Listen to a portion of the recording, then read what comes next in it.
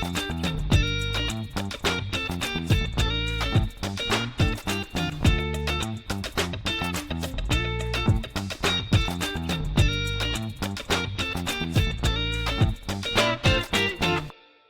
day, and, and welcome to Season 2, Episode 17 of the Pack Homer Podcast. After Mr. Wilson's numerous requests to record earlier, we're recording at 1:51 p.m. Eastern Time. Pack goes 1-2 versus Stanford. Literally, for lack of better word, I could say it like we just. I can't think of a nice way to say it. We had a major letdown. We had everything before in front of us, and we wet the bed. Lost 2 out of 3 to Stanford.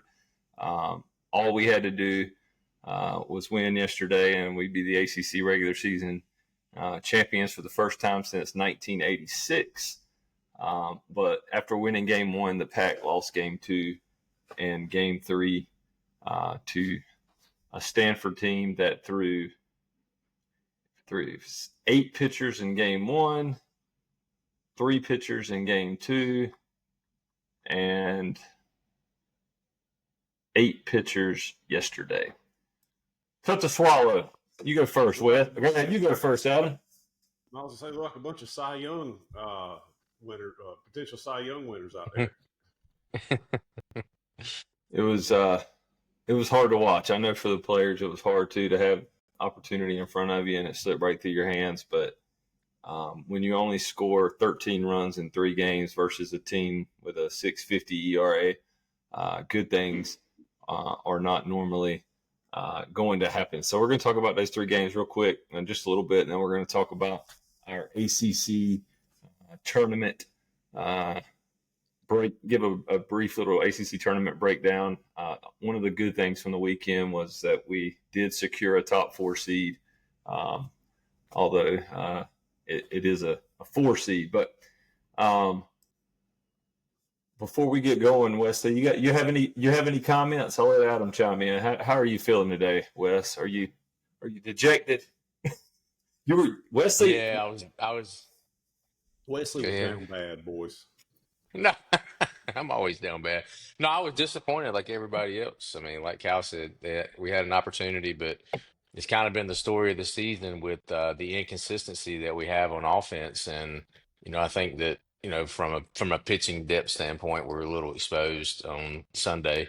But yeah, just kind of the same old story all year with the inconsistency at the plate. And we didn't have McHugh either, right? So I mean, that's a big deal.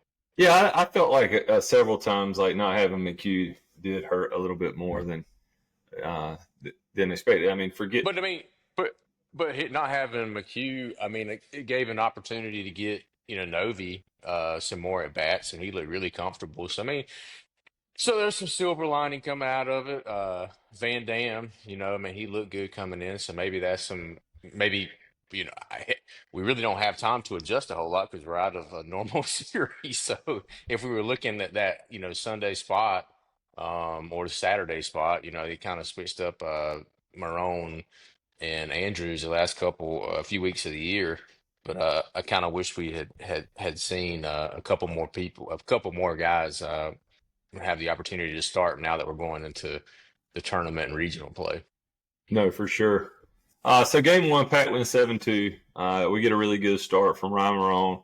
He goes 5 1/3, gives up 4 hits, strikes out 4.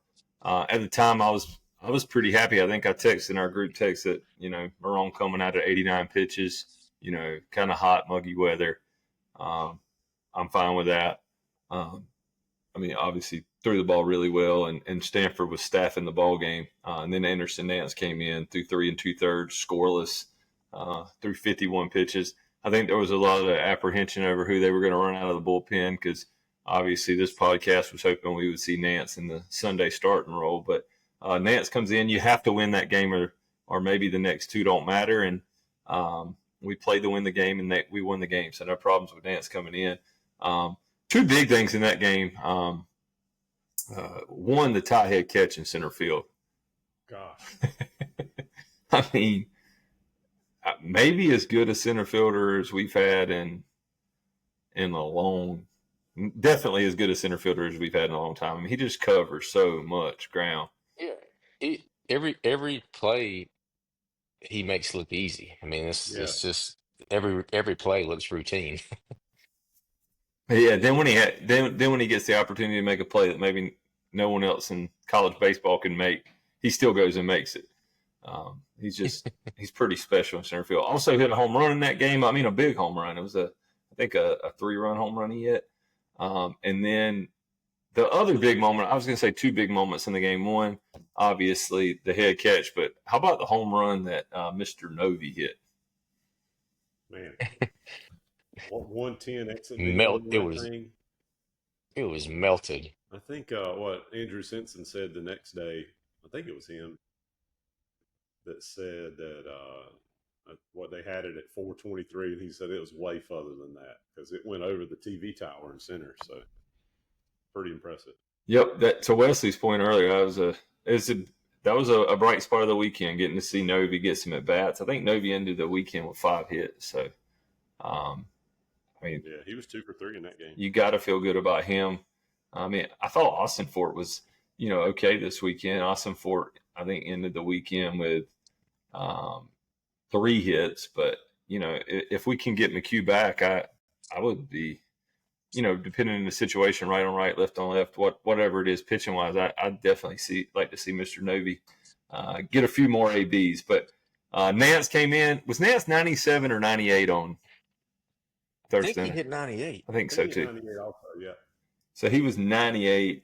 Him and Duden both were 98 this weekend. Duden hit 99 a couple times. Oh, yeah, that's right. You're right. 99, yeah. On that, well, it was out of the zone, but yeah, about 6 foot outside. Yeah. But Nance comes in. I mean, again, no walks, right at guys, 98. I mean, just shuts the door on Stanford. We win that ball game 7-2, and you're feeling really good. And then going into Friday, UNC just blew the doors off Florida State Friday night. So that was the series, or Thursday night. So that's the series you're really watching. And then you go into the game on Saturday or Friday night, I'm sorry, and you're up 3-2 through 6. And I know Coach Avent said it after the game, but I mean, Dom Fritton was so good in that ball game that you just feel bad that his last start probably at Doak Field. I mean, we just squander away an opportunity to get him a win there. 5 2/3, 5 punch outs, gave up 5 hits, threw 85 pitches. The heat again, I think, played a role in Duden or Fritton coming out earlier and us going to Schaffner and Duden.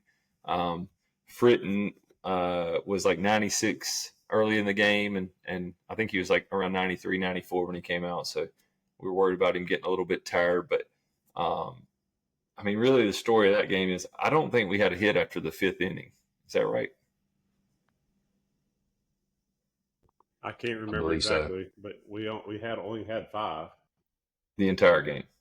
I mean, it was an abysmal offensive performance with everything in front of you. I mean, it just pisses you off to the whole thing on this game. I mean, we talked about it. You talking about when Dom came in and Schaffner came in and he hit 2 guys. I think the announcer said he had hit 2 all year, right? And then right. 2 back to back. He gives up a run, and then and Duden ultimately gives up 1 as well. But 3 runs on 5 hits. And as good of a team as Stanford was to put it in play, almost the whole series, to only score 4 runs is just not going to get it done. So, I mean, to only give up 3 runs. I mean, to only give up 4 runs and only score 3 is just not enough. Pretty disappointing, and very disappointing. Another question about that game. I mean, we talked about Schaffner. Schaffner hit 2 guys. He hadn't hit but 2 guys all year. Definitely not pinning in on Andrew Schaffner. I mean, no. It was wet. He lost the slider a couple of times. He hit 2 guys. That's unfortunate.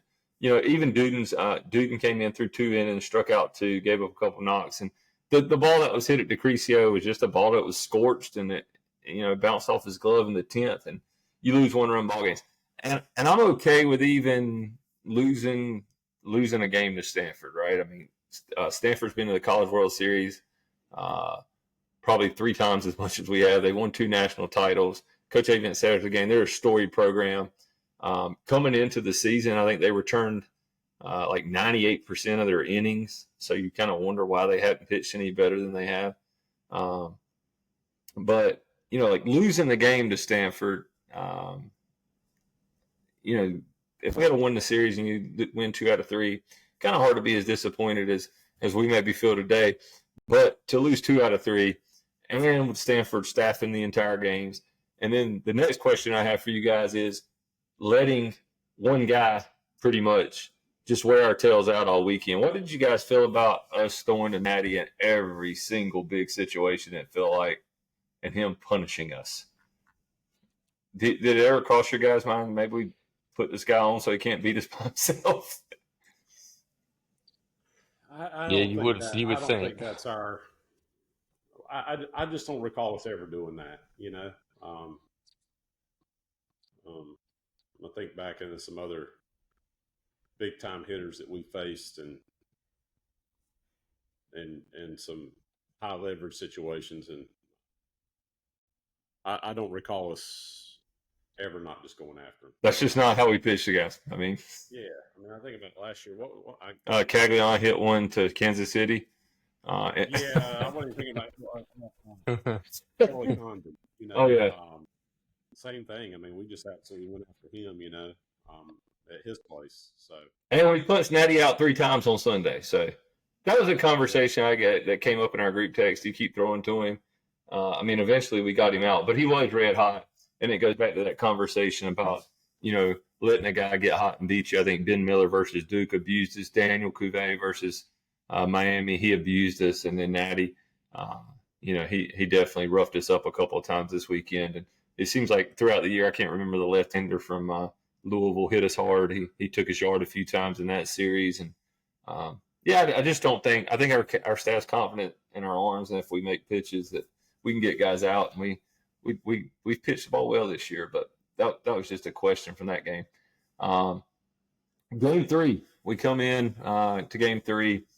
We start Heath Andrews, which was to be expected after we burned Nance on Thursday. Andrews goes 2 2/3. He gives up 6 hits, only 1 earned run, 2 runs, 1 earned. But when he comes out of the game after 48 pitches, then you know you have a bullpen game in front of you. Consiglio comes in. I think he retired the first 5 batters, and then he kind of ran into some trouble. He really was. You could say he had some unfortunate luck too. You know, walks have been an issue. He only had 1 walk, but the ball that Rentaro hit down the line, I mean, so close to being foul. I mean, maybe it was foul. I can't say either way. I couldn't tell. It looked like chalk was fine to me. Yeah, I thought it was fair when they showed the replay, and then I think they said it's not reviewable. But anyway, I mean, he hit one as close to foul as you could hit it, and then it hits off the wall, and they scored 3 runs on a bases-loaded single and turn a 3-3 game into a 6-3 game. And again, like we just never could get the big hit offensively. I think we had 2 runners on in maybe it was the 5th, 6th, and 7th. I'm not looking back at the exact box score, but I know we had 2 runners on multiple times, and we just could not cash in. And we popped up, I think, yesterday probably 15 times or more.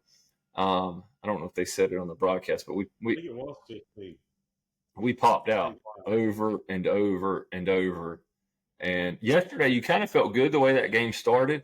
Nixon comes out and hits a leadoff double, and you answer 1-1 right at you're like, well, if they're going to throw Harry Holstaff again today, we're going to be all right. I mean, the guys they ran out on the mound yesterday were this is the ERA of the 8 guys they ran out: 8.56, 6.23, 9.9, 7.90, 8.10, 4.97, and 5.14.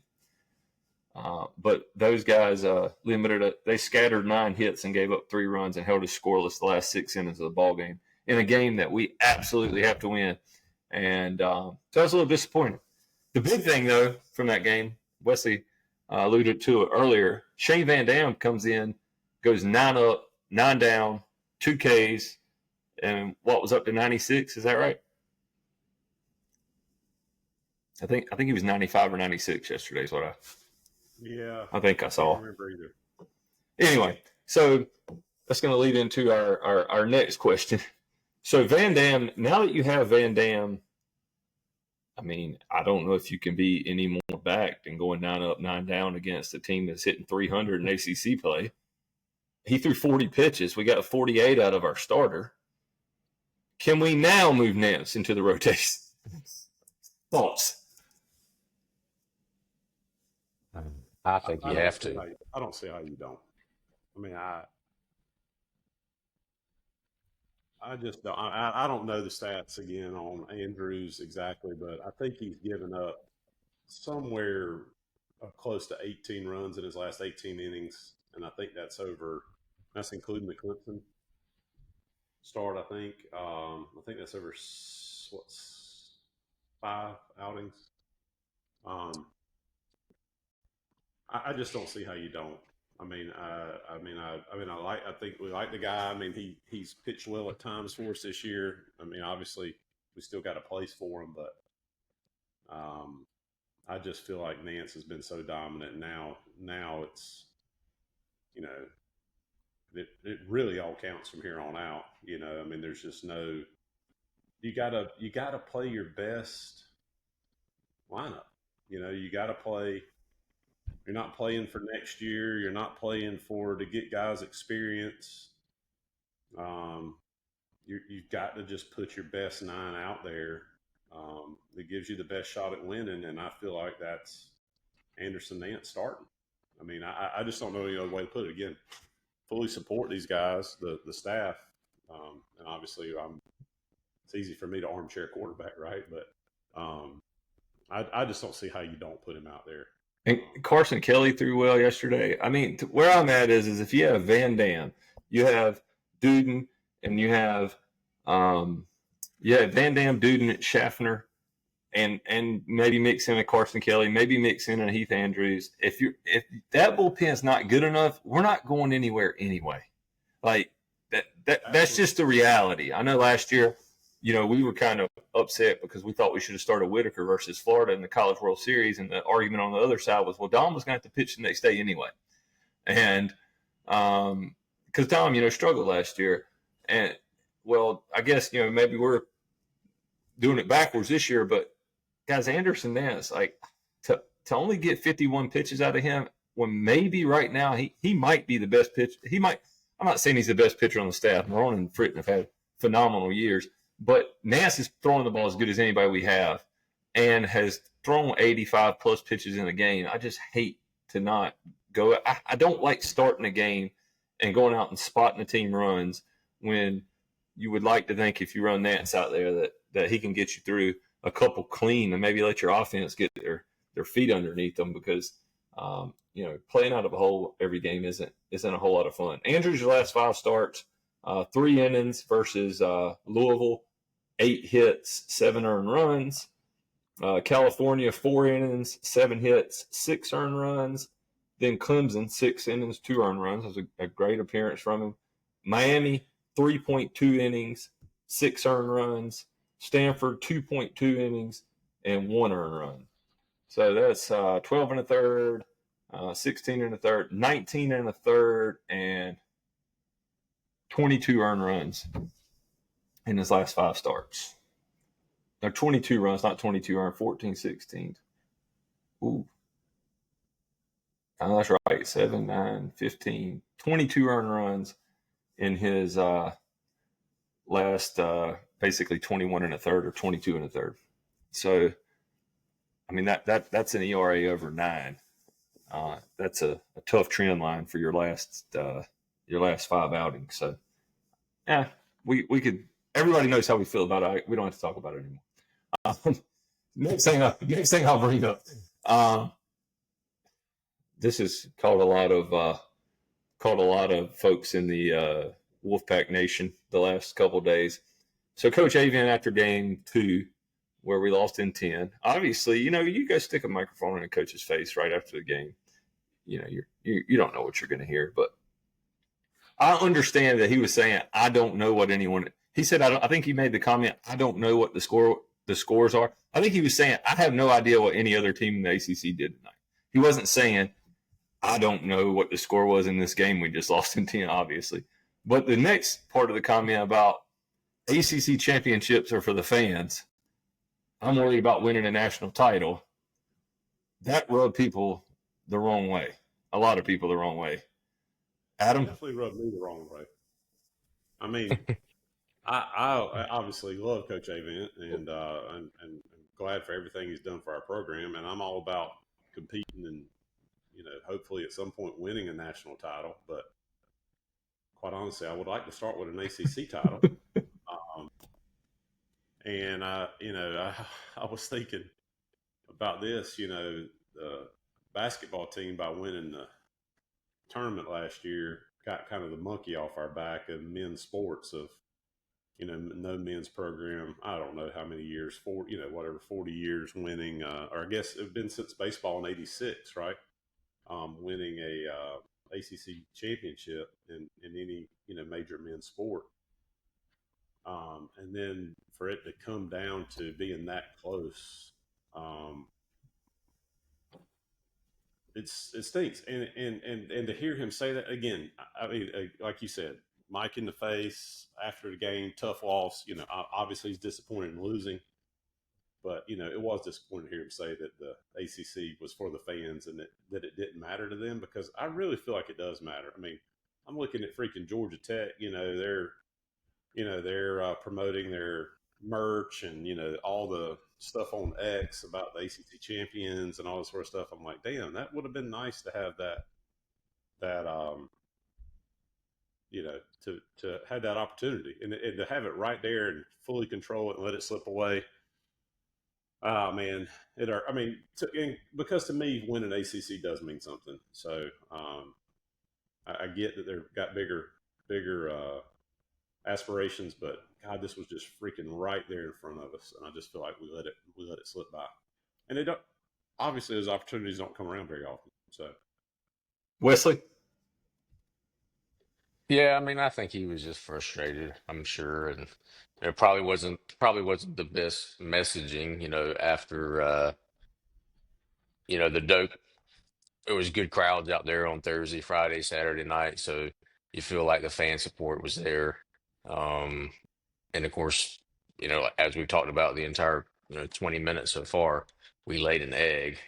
But I think it was just a messaging thing, and he was frustrated. And Avent wanted to win those games just as much as we did. And I'm yeah. sure, I'm sure he Yeah, no, probably I even don't. knew what I the don't have score, any doubt the about that. scores. It's just like the messaging of the ACC championship not meaning Yeah. anything. Well then, I mean, to your point now, from a marketing standpoint, I mean, any positivity around your program. I mean, just here in a few weeks, you're going to have to deal with NIL and transfers and all these things that come along with the carousel of the off season and all the sports. So I think it's definitely important to have the opportunity to be the regular season champions and arguably uh, the deepest conference in the country.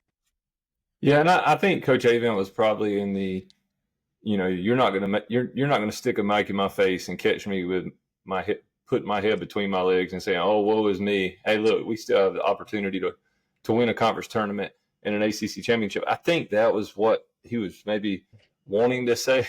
I definitely didn't like it. I'm with Adam. Well, and like I told you, Cal, the other thing, it wouldn't have been so bad to me, the optics of it, to have said that like after the game, or I mean after the next loss, like now, basically, and after last night's game, say, hey, we got bigger aspirations. We're not dwelling on AC, win the ACC regular season, whatever. So Yeah, I think that's the part that was so frustrating. I mean, you say when I was a high school coach and we never had the talent to win a state championship. We never did. Never. I mean, it's hard to win a state championship, obviously, in any sport. But I remember when our season would start, our first goal would be to win the Easter tournament between the 4 Duplin County high schools. Like, that was important. Like, we want to win that, and then we want to win the conference tournament, and then we want to, we want to win, make a playoff run. or like Coach Doran in football. It's important to the fans that we're the best football school in the state of North Carolina. Like that, fake, whatever you want to call it, state championship, that matters to the fans. And for us not to have won it since 1986, and I know it's important to Coach Avian. If you know Coach Avian at all, nobody loves NC State more than Coach Avian. But that the fans now, the game has changed more than ever. To Wesley's point about NIL, the fans are the ones that basically are funding the roster that goes on the field. And I know that Coach Avian is not a big NIL guy. He doesn't love it. You got to have money to get dudes, and you got to have money to keep dudes. And so to have a passionate fan base and to reward them every now and then with a little carrot. I mean, obviously, we've said this over and over between ourselves and probably on this podcast. We would take going to Omaha over anything that happens in the regular season. I mean, that's the end of you want every season you have in college baseball to end in Omaha. But those little things like winning the regular season title, they are important to the fan base, and I think it does help you with your fundraising. It helps you with your, the excitement around your program. So, yeah, I wasn't like upset with it, but I didn't like the comment for sure. Wes? Well, yeah, I mean, just again back to the implications of, I think if we just win the series, we're hosting. So now we're going to have to go the route of a few years ago when we went to Louisiana Tech, to get to Omaha. And then, I mean, you think back to, college baseball is becoming more and more popular. So any opportunity you have to host a regional in Raleigh, it's a big deal, man, a huge deal. And then back to the NIL, discussion. I mean, you got to have the fans to have a top program or consistently sustain your program. And, I think we have a lot of work to do there, and probably would have been a good opportunity to have the regional in Raleigh to get where we need to be next year on the roster front. But Yep. It is what it is. Yeah, I was looking squarely forward to a regional in Raleigh. That was so much fun. I mean, last year was just a blast being able to go and watch those games. And, we've all been on the road to regionals, and might this year, if the pack shows some promise, and we can get there, we might very well end up at one this year if it's on the road. But yeah, missing out on the opportunity most likely to host definitely hurts. All right.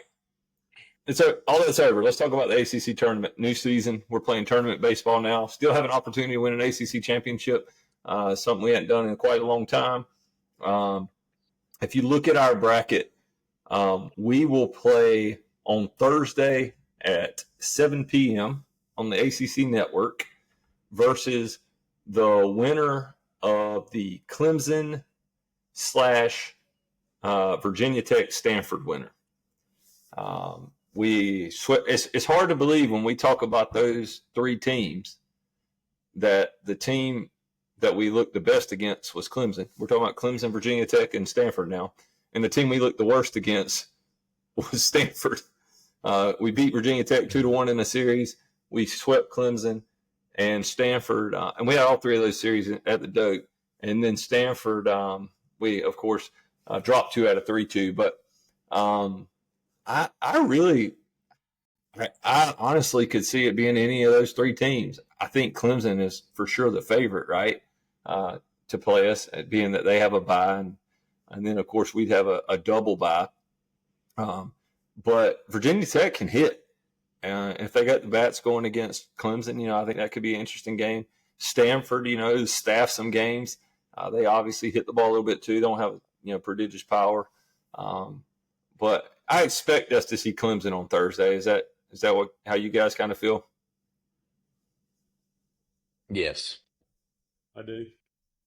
What did they do this weekend? They sweep Pitt? They swept Pitt. Yeah. So, we can talk about all three of those. I mean, obviously, Notre Dame beat won the Miami series. Yes. If you have a fresh pitching staff, you probably want Stanford or Virginia Tech, who's had to play 2 games. But, the ACC is good. Clemson. I don't want Stanford to get it. Do you think? Them jokers put it in play. Do you think? They got it dialed in against North Carolina teams. Apparently, I mean, what was that stat there? They got what 10 or 11 now, I guess. ACC wins on the year, and 7 of them are against Duke, Carolina, and us. Yeah, they've been a problem over Pretty here. amazing. Yeah. So, if you get Clemson, do you guys think we'll see Kanak, or do you think they'll throw him on Wednesday?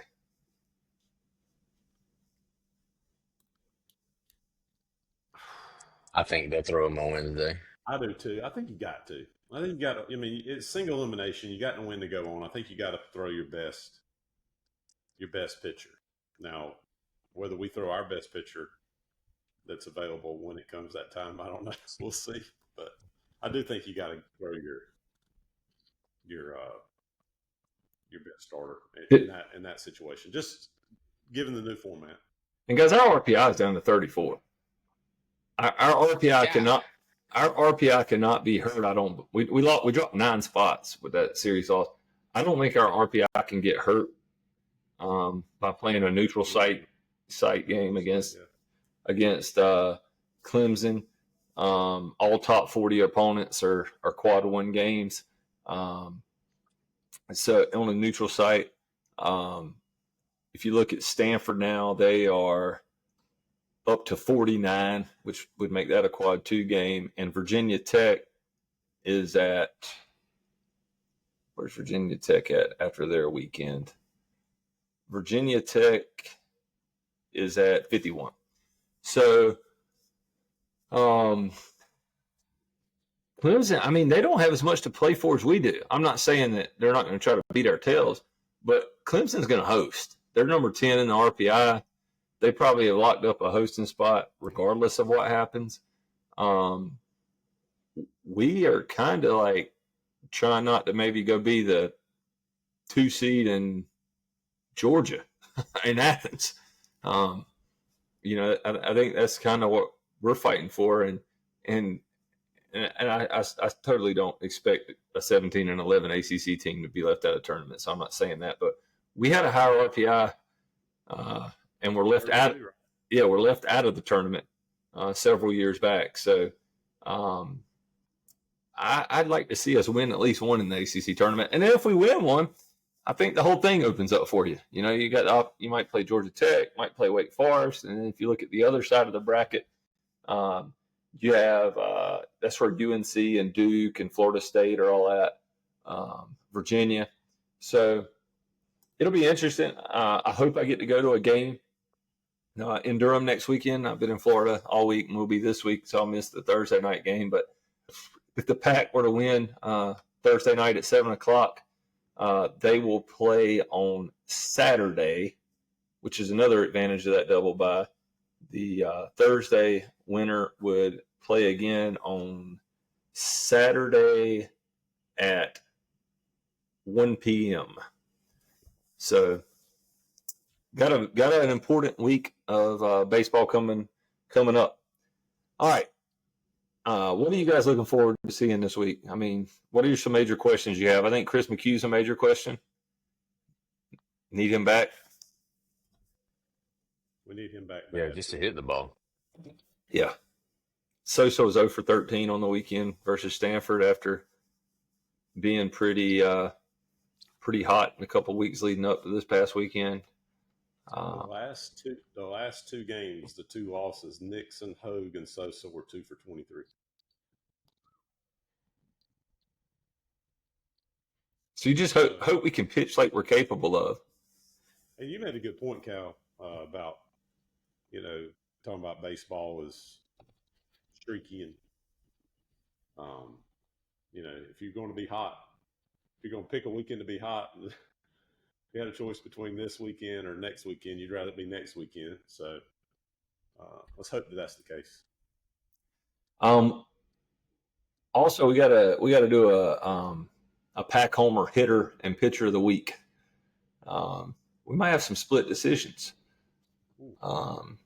I'm gonna say that my Pack Homer pitcher of the week, and Mr. Marone and Mr. Fritton were both phenomenal. Anderson Nance was really good. But I'm going to go with Shane Van Dam. He worked his tail off to get back on the field. Goes 9 up, 9 down in a game that we had to win. He came in and did his job. I think everybody in that clubhouse has to be excited to get him back. So I'm going to go with Mr. Shane Van Dam for the Pat Homer Pitcher of the Week. Adam? I can't make a good argument against that. I mean, I think Dom was really good. You know, you got yeah. I mean, and Nance was really good, obviously, but yeah, I think just given the magnitude of the injury and surgery that Van Dam came back from, and to be that effective against the team that was putting it in play like Stanford was, really in his only second time out there. I agree. I agree with it being him. Wes? I like it. Yep. All right. Got a consensus. Shane Van Dam, Pat Homer Pitcher of the Week. How about the Hitter of the Week? One of y'all go first. Wesley was ready to throw all the damn bats away last night. I mean, he's acting like he wasn't down bad. My man was down bad yesterday. He's back with us today, though. He actually, I think, was working on buying season basketball tickets. He was so down bad. Yeah, I'm back on the basketball train. I'll go with Novi. I mean, he has some really good at bats, and I mean, I think this adds a different element to our lineup to have him putting some some good ABs in. Adam? Yeah, I like Novi too. I will say, Mr. Matt Hevner is on a 6-game heater, so 6-game hitting streak. So, and put a lot of balls in play. I felt like, but I agree with Novi. I mean, that home run he hit was just so impressive. I mean, that was definitely the most impressive thing offensively we've done this week. So, and Ty Head too. Hit was a homer was pretty timely, but I'll go with Novi just because. I mean, I don't know how many at bats he had coming into getting basically what sounded like a game time scratch of McHugh on Thursday. So I thought that was pretty impressive outing for the young man. Well, I'll follow suit with you boys. I think Justin Acrecio had 5 hits. Hebner's got a nice little hit streak going, as you mentioned, Adam. But I'm on the Novi board too. I had a 5-hit weekend, hit one, 420 plus, and looks like he could be someone who could plug in to maybe that DH role that we've been so desperately trying to fill. So I like Brandon Novi. So 2 first-time Pack Homer players of the week, pitcher of the week, Shane Van Dam, hitter of the week, Brandon Novi, freshman Brandon Novi. All right. Any other things before we wrap this up, fellas? Nope. Well, I was going to say we talked about it the other day, another baseball news about Mr. Charlie Hustle, Pete Rose, finally getting reinstated to Major League. I think that's a big thing worth mentioning for the sport. I think it's pretty cowardly that they did it. I think the MLB is a bunch of cowards anyway, but I think that the fact that they did it after he died. But I'm glad for his kind of legacy and family and that sort of thing. I do kind of hope, I told somebody this week that I do hope that his family RSVPs for the when he does. Obviously, he's going to be a unanimous first team Hall of Famer, in my opinion. But the MLB writers are a joke too, so who knows if it'll be unanimous or not. But I hope his family RSVPs and then stands up Manfred doesn't show up. 4,256 hits. And now if you go in any major league stadium in all of pro baseball, they're all taking money, advertising money from gambling companies. Every single one of them. And then Rob Manfred knew he was going to wait Pete out. Yeah, I think that was a coward move too. Manfred's a coward. I mean, he pulled the All-Star game from Atlanta 2 years ago. That was a cowardly move. I mean, he just. But I'm a big Pete Rose guy. I just like the way he played. Obviously, I grew up a little past his era, but just remember watching highlights and just all appreciated the on-field stuff that he did, and the nickname Charlie Hustle was awesome. So yeah, that was big news in the sport this week. So anyway, I just thought it was worth mentioning. Yeah, my last closing thought is that I do want to say it feels like we have a pretty flawed baseball team, but a team that's capable of playing really good at times. I mean, you look at the sweep versus Clemson and some of our other series wins, Louisville, UVA.